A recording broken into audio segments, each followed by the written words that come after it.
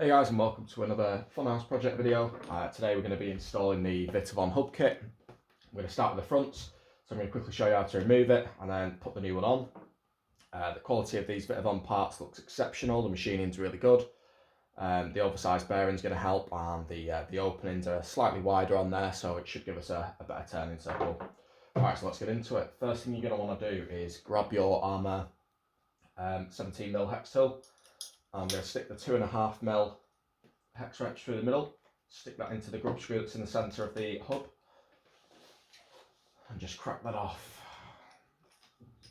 Now, sometimes these can be a lot tighter than this, so you may need to get a soldering iron in the middle just to break the thread lock. I'm going to want to push this pin out. Just push that through, take the hub off.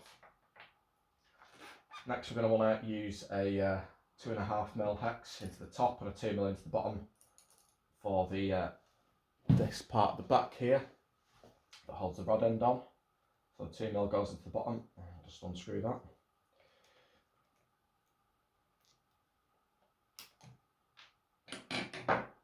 And we want to take this bracket off the back of the hub. That's just two 2mm bolts.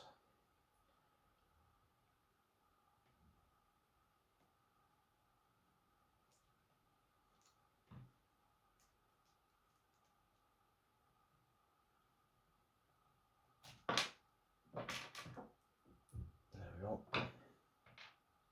And that's going to be transferred across to the vitavon part, so we'll do that now. And the hubs are clearly marked with left and right, so you know which side they're for. Unlike the originals, they don't sort of transfer across to the other sides,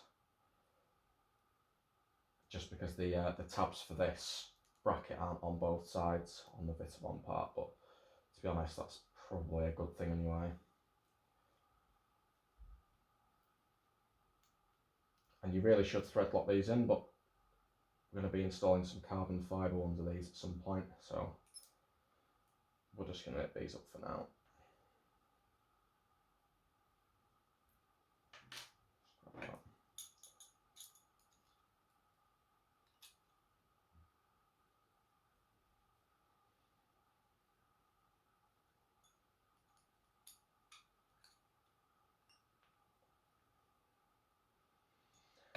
There we go, attach that part to the hub.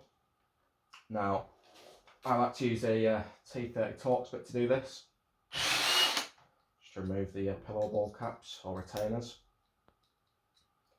from the originals. Put them over to one side.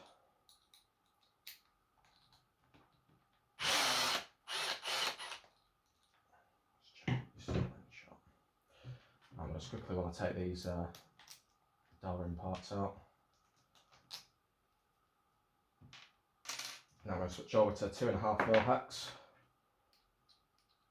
And we're just going to want to withdraw the pillow balls out. Make sure that you're seated in there well.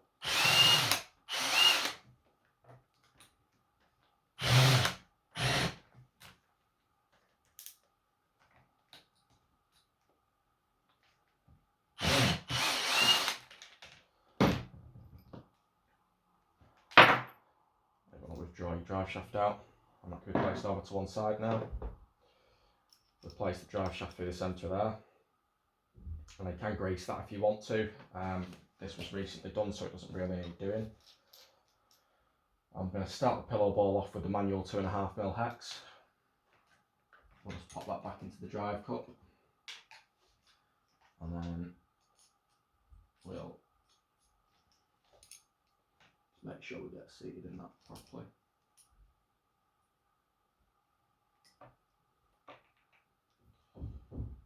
Now try and keep the pillow ball going in completely adjacent to that. So get that started. Get our other pillow ball. Just pop that into the threads to start with. So we've got them both started nice and straight. I'm just going to gun these back in just to be quicker. You don't want to nip them up tightly because you don't want to strip out those threads. There we go, so they're in. Now we're going to want to reattach the plate on the back to this arm. So again, 2.5mm in the top.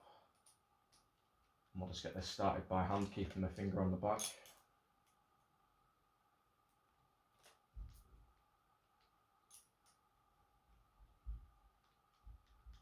And you should add thread lock to this as well, really, because that's metal to metal. 2mm on the underside, 2.5 in the top, and just snug that up. Now on the vitavon ones, or the pillow ball retainers, you can see there's actually an O-ring in the centre of them, and that should stop anything backing out. So what I'm going to do is pop this in, square it up with my thumb, back it off until you feel it click, that way you know the threads are seated correctly, and then just start that off. Same again with the bottom. Just back it off until it clicks. There we go. So those threads are seated in there well. Now, I'm going to put this on the lowest torque setting.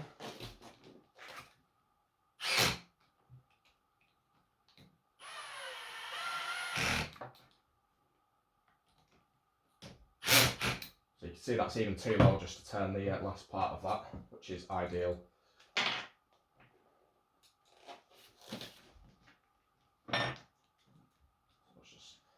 I like to tighten these right up and then just back off 1/4 of a turn.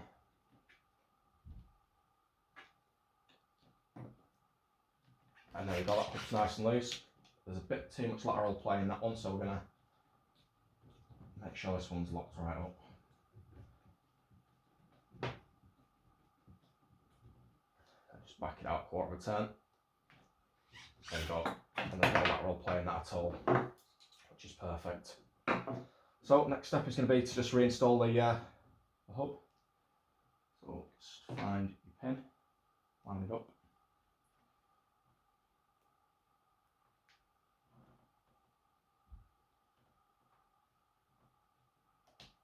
Slot that through, turn that so it doesn't fall out. And we'll grab our 2.5mm hex again, and you should thread lock this when you're doing this. I like to get that started, and I like to get it going until the hub turns, like that. At that point, place it through your wrench, get your hex firmly seated in, and then just nip it up. And that's it, that's all there is to it. Now just making sure that you finish these off by hand every time when you're doing the pillow ball retainers, just to make sure you get the right amount of play. Also that you don't want it tight and you don't want to overdo these threads, because it's 70-75, but you know, if you overgun these, they really are a bit of a nightmare. You probably could rip some of the threads and mess them up a bit. Right, I'm going to head over to the rears next, so catch you on the rears. Right, so starting off with the rears, I'm going to take off this hub. So you're going to be using your 2.5mm alongside the tool again. Now if you've not got your armour tool, you actually can use 17mm spanner, ring spanner will do, or an adjustable. Let's go off to one side, again, just push the pin out.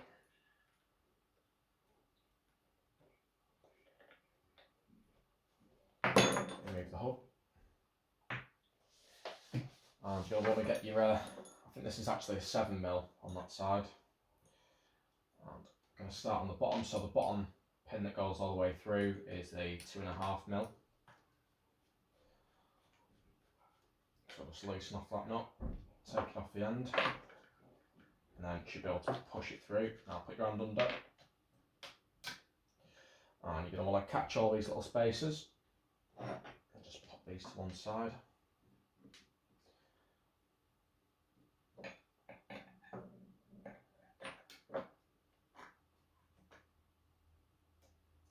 Start at the top, so top is a 2mm. It's the same size nut.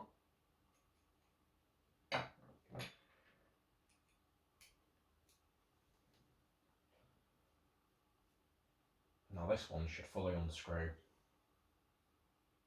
It's threaded all the way up.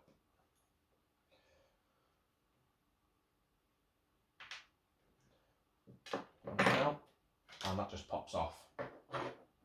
Now if your CVD drive cup has come off in there, you can pop it through.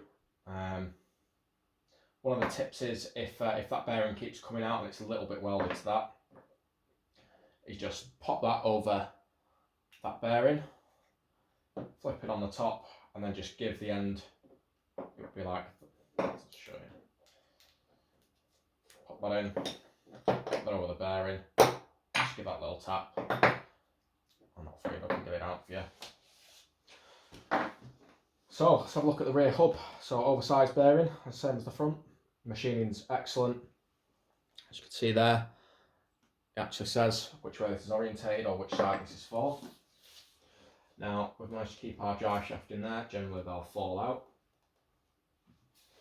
Let's make sure that we've not left out any spaces.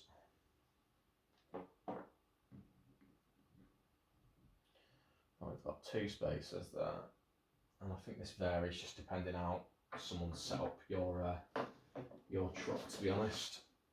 Yeah, dropped.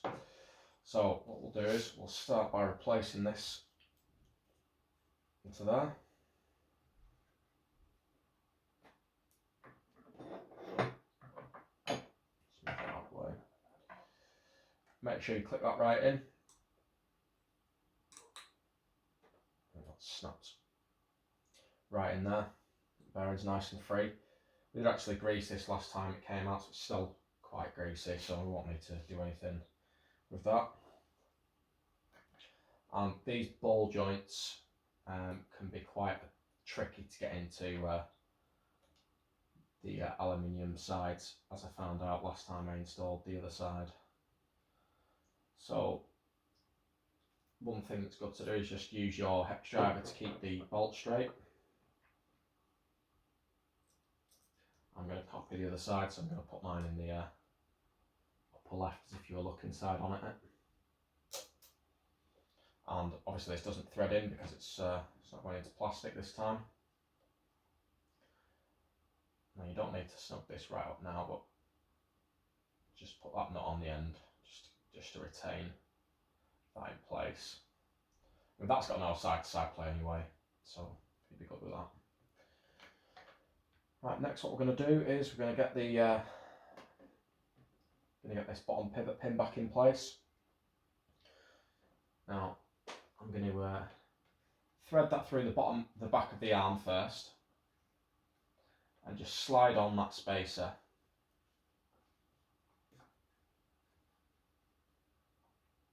And that'll just keep that in place whilst we position our drive shaft back in place. So I'll pop that back into your drive shaft if you haven't already. Lower that down. Yep.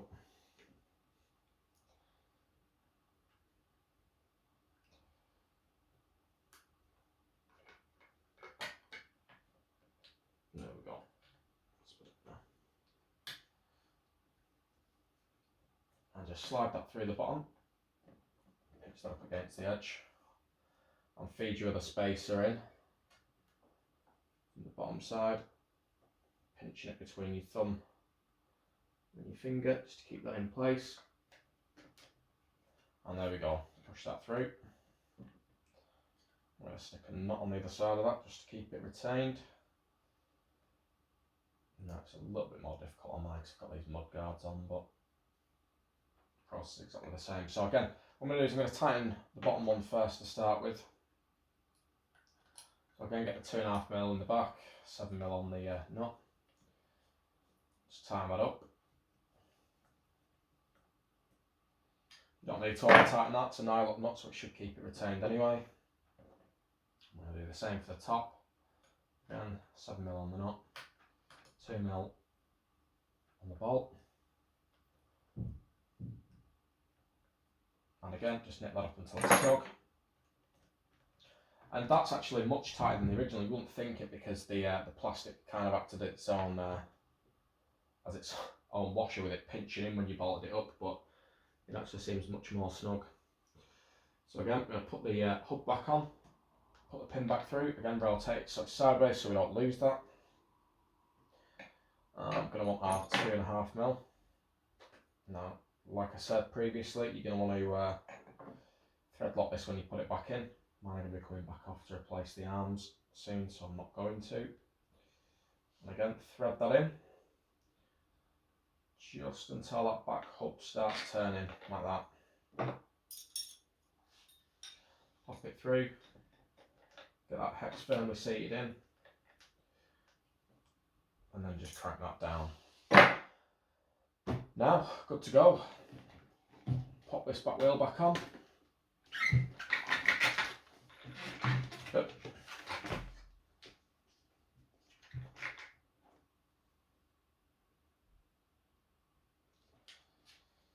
Just stick the wheel nut back on.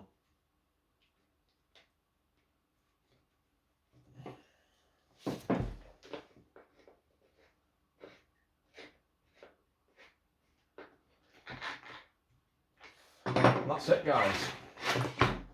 Job done.